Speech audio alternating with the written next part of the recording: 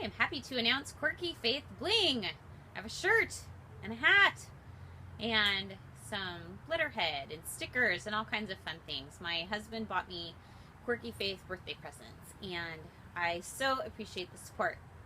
You know, when I was about 10, I was in school and got a report card, and it came home, and it was a good report card. It had good grades. I was one of the kids who regular, classical, check the box education fit my brain, and so I always got decent grades, and my report card came home, and it had a lot of grades that were good, and then at the bottom, it had a comment section, and the comment section said that Mindy needs too much affirmation. She should figure out how to know in herself if she's okay and not need outside affirmation. And I remember that, 30 years later, I remember that my teachers told me that I needed outside affirmation, which confirms that they're probably right.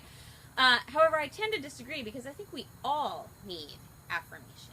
The Bible is full of encouragement and full of times that it tells us to encourage one another. People ask me all the time, why did you do Quirky Faith? What does that even mean, and why do you bother, and what is it?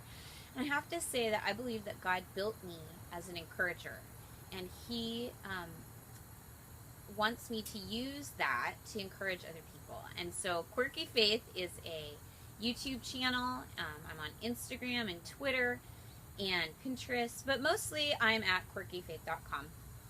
And I have a variety of things that are there to encourage you. On Mondays, you can come over and see That's the Book, and it's the section where I go through a book of the Bible each week. And I have that there because I think that a lot of times in our culture, people think, oh, the Bible, that's old and outdated, and who cares, and what does that have to do with my life anyway?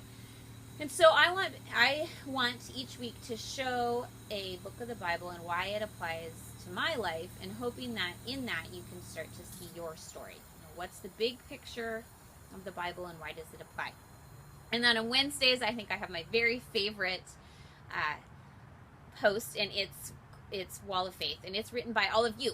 It's each week on Wednesday we host a different story from someone else who shares their funny stories. Some of their stories are sad, some of them are encouraging, but they all have to do with where God showed up in their life and where they see faith in every day.